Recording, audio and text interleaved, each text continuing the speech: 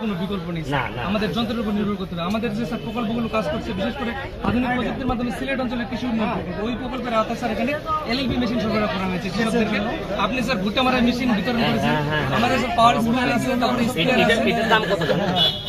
এটার দাম স্যার প্রকল্প থেকে সরবরাহ করেছে স্যার, তবে আনুমানিক স্যার এটা 25,000-এর কম না। 25 আবার 34 হারে নিয়ে স্যার কৃষক পেট্রোলিং মানে খুব দ্রুত আমাদের আরো প্রোডাক্ট ছিল, কিন্তু এখানে এটা স্যার ঘোষ পায় যে দূর দূরান্তে সেচ দেওয়ার জন্য।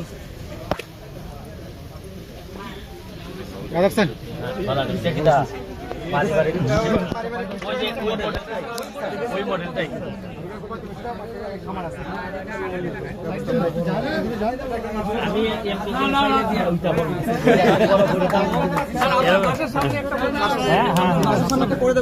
হ্যাঁ এখন দেখো তো পারা যায় কিনা, যদি হয় নার্সারি নেই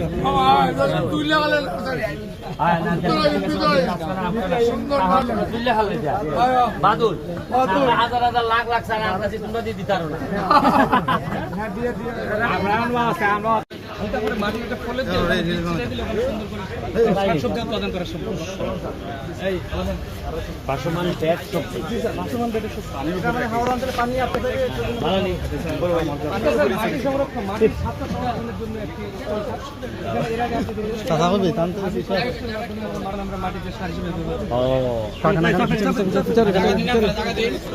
ড্রাগন নেই, ওষুধি গাছ আছে, এইটা ড্রাগন, তাই তো স্যার? এটি হচ্ছে স্যার আমাদের একটি অর্জন স্যার, আমাদের কৃষি বিভাগের উদ্বোধনে স্যার, আমাদের কৃষি বিভাগের মানে উদ্যোগে এবং আমাদের একজন প্রবাসী ভাইয়ের আগ্রহে আমরা উনার ওখানে স্যার আমরা একটি ড্রাগন বাগান স্থাপন করেছি। উনিও উপস্থিত ছিল না, কিন্তু উনি সার্বিক সহযোগিতা করেছে। ওনার একজন প্রতিনিধি ছিল এবং আমাদের কারিগরি সহায়তা। স্যার কত আছে এখন গাছ এখানে? 7,500-এর মধ্যে প্রায় 1 লক্ষ ডাল আছে। আসেনি 1 একর জমি স্যার। ওষুধি গাছ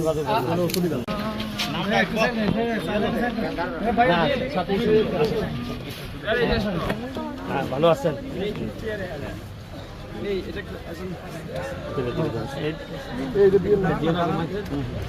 দেখি এইটা দিয়ে একটা ছবি তুলে দাও।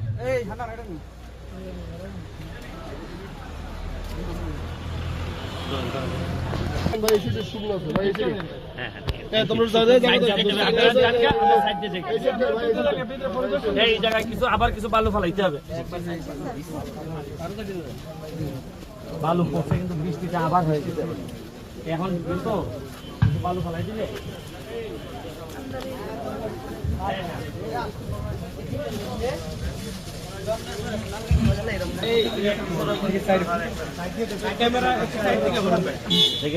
ভালো আছে। আমাদের এই প্রকল্পের একটা কার্যক্রম প্রযুক্তি গ্রাম, পাশাপাশি বাড়িতে আমাদের 7 ধরনের কম্পোনেন্ট আছে। এটা পারিবারিক পুষ্টি বাগান, বছরব্যাপী অনেকগুলো আমাদের মানে সারা বছরের যে পুষ্টি চাহিদা এর মধ্যে পূরণ হয়। 5টা বেড থাকে, 5টা বেডে 5 রকমের শাকসবজি, মাছাইজ, এরপর মশলা জাতীয় ফসল, আদা, এখানে ঔষধি থাকে ওই বসতবাড়ির মধ্যে। এরপর এখানে মাটির স্বাস্থ্য সুরক্ষার জন্য কেঁচো সার উৎপাদনের কার্যক্রম থাকে, খামারজাত, এদিকে এই গাদা কম্পোস্ট, এই 7টা কম্পোনেন্ট প্রত্যেক বসতবাড়িতে জায়গার মধ্যে পড়ে। এটা বসতবাড়ির যে জায়গাটা এটাকে কাজে লাগে, কোনো জায়গা যাতে পতিত না থাকে। এটা দেখেন কেঁচো থাকলে দেখেন, যদি কেঁচো আছে কিনা এখানে দেখাতে পারেন।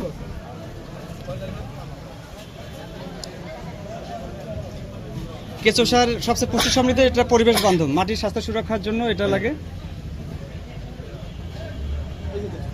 তাই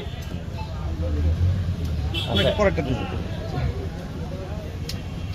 পাশাপাশি এই দুই পাশে মাছা থাকবে, মাছায় লতানো যে সবজিগুলো আছে, চাল কুমড়া, মিষ্টি কুমড়া, ঝিঙ্গা, চিচিঙ্গা, সিম, এগুলো থাকবে।